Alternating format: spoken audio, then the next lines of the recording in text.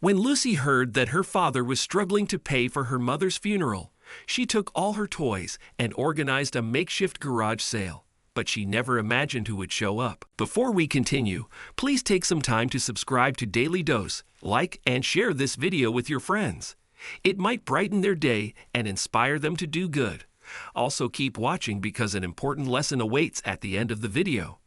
Lucy tiptoed slowly through the hallway toward the living room as she didn't want her dad to discover her snooping, but she needed to hear what he was saying. Her mother died the day before, and everything was confusing. The 7-year-old didn't know much about life and death, but she understood in the hospital that her mommy was very sick, and her father later explained that she had gone to heaven. She is no longer with us, baby, but mommy will always be here in spirit. Do you understand? Kyle said in the hospital after the doctors told him the news. Even Lucy could see the wrinkles in his face and his tight-lipped frown. He was suppressing his emotions because they were in public and also trying to be strong for his daughter. Lucy nodded and started bawling right away. He held her tightly, and the little girl didn't want to let go. The following hours of her life were a whirlwind with other family coming and going.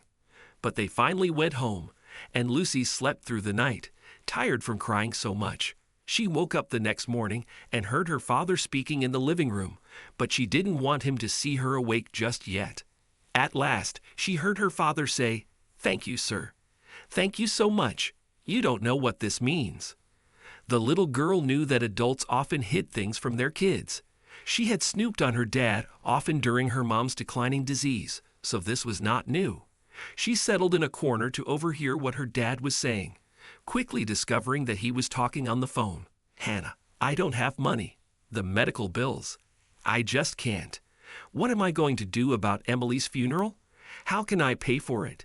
Kyle expressed, and the rough rumble of his voice made Lucy worry. Her father ended the call, and Lucy rushed back to her room. She observed her things. She had too many toys, books, clothes. Maybe they could sell some of her things to pay for the funeral. Yes, that's the answer. Lucy thought happily as she remembered seeing garage sales on TV and kids selling lemonade. Her dad came into her room, asked her to come for breakfast, and they ate silently. Lucy finished her cereal in a second and went into her room, gathering what she could and taking them outside.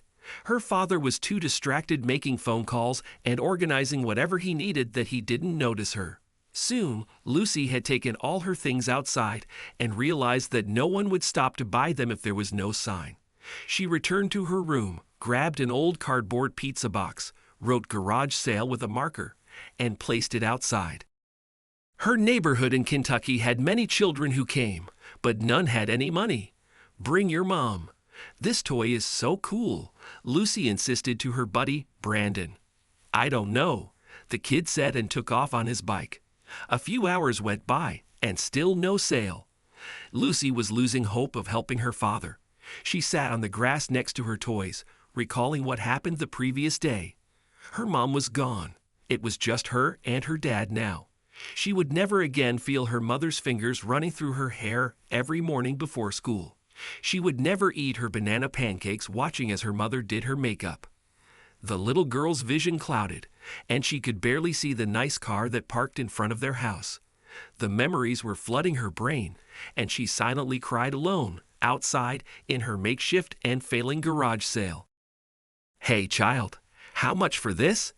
a male voice asked, and Lucy was startled. She jumped up, wiped her tears rapidly, and explained the toys to the man. She was selling each of them for $20, although she didn't actually know how much they were worth. "It's $20. This teddy bear was a gift from my mom." She hesitated as the tears returned, and her face registered heartbreak as she grabbed the teddy bear. Hey, what's going on? Are you ok?" The man wondered, kneeling to see her closer. Lucy sobbed and tried to explain, clutching the furry toy firmly. Meanwhile, the man nodded with a few comforting words. After a few minutes, Lucy calmed down, and the man smiled kindly. "Kid, is your father inside? Can you call him?" "Ok," she said and went into her house. Kyle came out of the house in a rush, surprised to see Lucy's toys in the yard and the man's presence. They shook hands and started talking. Lucy tried to follow the conversation, but got distracted by the teddy bear still in her hands. Should I sell this, or should I keep it? What would Mom want?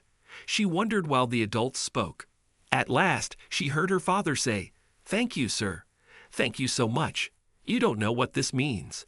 She looked up at her dad's face and saw him smiling painfully. He told her to bring the toys inside, and when Lucy protested, he kissed her forehead.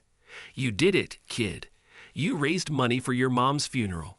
Although she had no idea how, Lucy smiled and started cleaning up the yard. They held the funeral, and Lucy forgot to ask how she managed to raise the funds for it with the commotion of everything. But her father never seemed worried about money or her mom's medical bills after that. Years later, she and her father were at the cemetery delivering fresh flowers to her mother on her 10th death anniversary and were talking about their old memories. She remembered that moment and finally asked him about it. "You remember the man you cried to that day? Well, Mr. Towns offered me the services of his funeral home for free with all extra expenses paid and even flowers included. He later told me how to reduce the medical fees and applied for debt forgiveness. He sold that funeral home 5 years ago and left for Florida." "I thought you knew," her dad explained, smiling at the memory of the kind man. Lucy shook her head in wonder. "Wow, so my garage sale worked," she joked. "Yes, it did, sweetie." The older man nodded, bringing her teenage daughter closer and kissing her forehead.